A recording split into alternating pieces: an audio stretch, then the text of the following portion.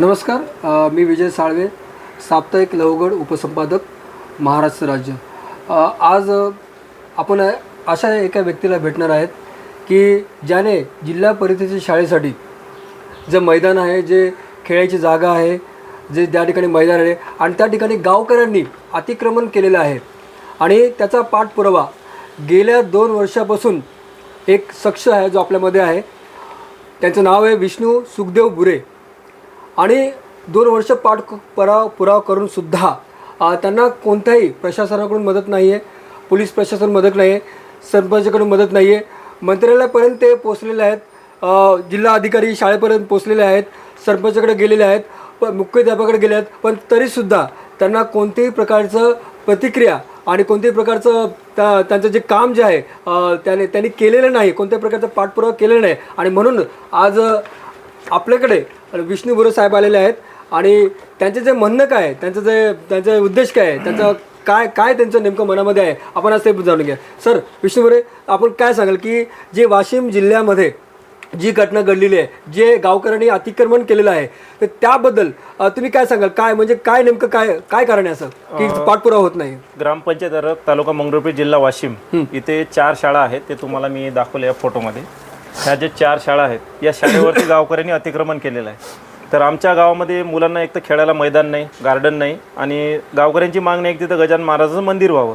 तर यासाठी मी गेल्या 2 वर्षापासून 2023 पासून हे पाठपुरावा करतो.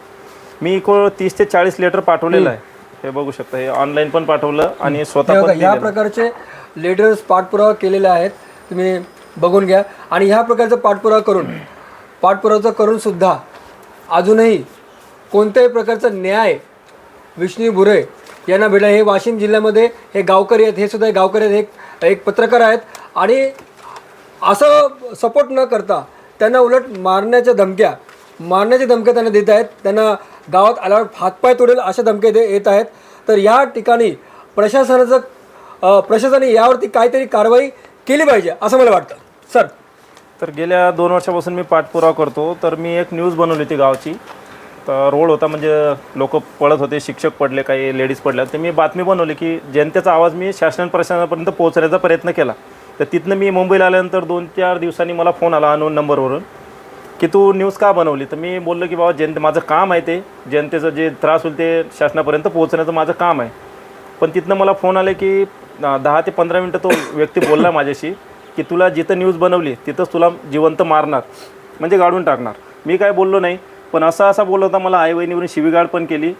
ते रेकॉर्डिंग माझ्याकडे व्यवस्थितरित्या ठेवलेली आहे. सादर वेळ पडल्यास मी शासनासमोर सादर करणार आहे ती पण. आणि हे बघू शकता, एक वाघमारे साहेब होते वाशिमला, त्यांनाही मी दिलं होतं लेटर 8/10/2024.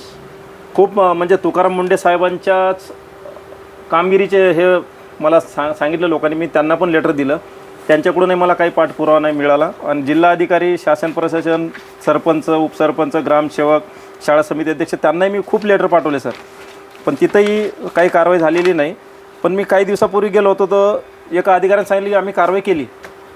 तर कारवाई केली, तर मी गावी गेलो, तर माझ्या निदर्शनास आलं नाही की कारवाई झाली म्हणून. हे तसंच होतं. तर मी एक व्हिडिओ काढला की बाबा अधिकाऱ्यांना दाखवू आपण. तर मी व्हिडिओ काढत असताना एक लेडीज आली आणि मला फक्त असं टच केलं तिने. माझा मनी मानशी काय नाही, मला तिला छेडण्याचा काही दृष्टिकोन नव्हता, काही नाही. माझा व्हिडिओ काढायचा फक्त शासनाला दाखवायचा होता. मी मुंबईला यायला निघालो, तर मी 10-15 किलोमीटर आलो, तर मला पोलीस स्टेशनमधून फोन आला, मंगरुळपीर पोलीस स्टेशनमधून. तर बाबा ये, तुझ्याबद्दल अशी तक्रार आली. तिथं जाऊन बघतो तर माझ्या पायाखालची जमीन हल्ली पूर्ण. तिथं बलात्कार, विनयभंग, गळादाबणे, जीवे ठार मारणे अशा गंभीर गुन्ह्यात मला फसवण्याचा प्रयत्न केला. पण त्या जे वरिष्ठ अधिकारी होते त्यांच्याही बाब लक्षात आली की बाबा या व्यक्तीला कुठेतरी फसवण्याचा प्रयत्न होतो आहे. पण ती लेडीज होती म्हणून कुठेतरी त्यांना ऐकलं आणि मला 2 तास तिथं थांबवलं. मला अक्षरशः माझं इकडचं काम पण राहिलेलं. पण असे जर जीवे ठार मारण्याच्या धमक्या, बलात्कार, विनयभंग असे जर गुन्हे दाखल करण्याचा प्रयत्न होत असेल माझ्यावर, तर हे शासनाचं काम आहे, हे माझं वैयक्तिक काम नाही. आता कितीक मी पेपराला पण न्यूज दिलेल्या आहेत, हे बघू शकता. पण अजूनही काही पुरावा नाही. तिथं मला लोक हसतात, गावातले जे प्रतिष्ठित व्यक्ती, त्यांनी मला सिग्नेचर केली नाही. उलट तुझ्याकडून काय होतं आहे करून घे, आम्ही आहे, म्हणजे काही बी उलटसुलट बोलायचं, जीवे ठार मारण्याच्या धमक्या द्यायच्या. पण येत्या काही दिवसात जर मी या शाळेवर कारवाई झाली नाही, तर इथं प्रतिष्ठित व्यक्ती जे या विषयाला अनुसरून जे जबाबदार आहेत त्यांचे फोटो लावून जिल्हाधिकारी कार्यालय असेल, तहसील कार्यालय असेल किंवा ग्रामपंचायत असेल, या सर्वांचे फोटो लावून मी तिथं महापूजा करणार आहे. महापूजा पण नाही झाली तरी मी तिथं उपोषण करणार आहे. तर हे बघू शकता, तहसीलदाराला लेटर आलेलं आहे 4/6/2024ला की त्या शाळेवरती अतिक्रमण हटवा आणि तक्रारदाराला एक नोटीस द्या. तहसीलदारही इथं झोपेचं सोंग घेतो आहे. आता वोटिंग चालू होतं, वोटिंग त्यांना ही फाईल दाखवली मी की सर हे नोटीस आलेली आहे, पण त्यांनी मतदानाचं कारण सांगून उडवडीची उत्तरे देऊन ते माझी विनंती होती जे टाळली त्यांनी, म्हणजे लक्ष दिलं नाही. तर माझी एक तहसीलदार साहेब त्यांना विनंती आहे, साहेब आता झोपेतून उठले असाल तर जागे व्हा, कारण मी गावी आल्यानंतर माझ्यावर बलात्कार, विनयभंग असे खोटे गुन्हे दाखल होऊ शकतात, माझ्यावर हल्ला होऊ शकतो आणि माझा जीवही जाऊ शकतो. याला जबाबदार तुम्ही राहणार आहात का? ह्या माझा प्रश्न आहे तहसीलदारांना, जिल्हाधिकारी साहेबांना पण प्रश्न आहे.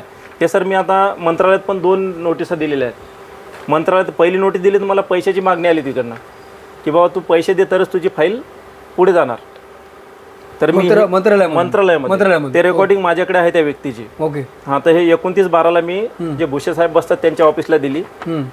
तिथेही गेल्यानंतर ते साहेब बोलतात, अरे हे तुमच्या स्थानिक पातळीवर होऊ शकतं, हे म्हणजे सरपंच असेल, उपसरपंच असेल, शाळा समिती अध्यक्ष असेल, ग्रामसेवक असेल, म्हणजे तहसीलमध्ये जायची पण गरज नाही या लोकांना.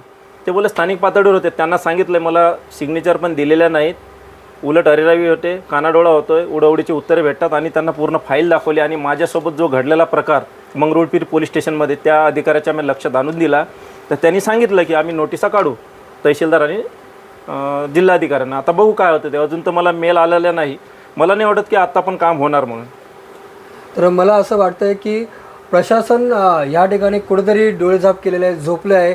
भोंगळा कारभार या ठिकाणी सगळ्या सरकारचा चालू आहे. माझी माननीय मुख्यमंत्री देवेंद्र फडणवीस यांना विनंती आहे की या गोष्टीकडे त्यांनी लक्ष द्यावं. ज्या वाशिम जिल्ह्यामध्ये ही घटना घडलेली आहे, जिथे गावकऱ्यांचं लहान लेकरांचं जे मैदान जे आहे, जे खेळाची जागा आहे, जिकडे लहान मुलं खेळू शकतात, ते फिरू शकतात, पण त्या ठिकाणच्या जागेवरती शेळे, मेंढरे आणि गुरेढोऱ्याची बांधण्याची व्यवस्था केलेली आहे. तर मला वाटतं कुठंतरी सरकारचं कुठेतरी चुकत आहे, कुठेतरी काय प्रशासन याकडे दुर्लक्ष करत आहेत. तर माझ्याशी विनंती आहे की प्रशासनाने या गोष्टीकडे गांभीर्याने लक्ष द्यावे आणि विष्णू बोरे यांना न्याय मिळावा अशी आपल्यास विनंती आहे. धन्यवाद. नाही, हे बघा 20/10/2026ला हे महाशय आले होते. हे बघू शकता, हे गट शिक्षण अधिकारी मंगरुळपीर यांच्यामुळे गट शिक्षण अधिकारी सगळेजण आहे.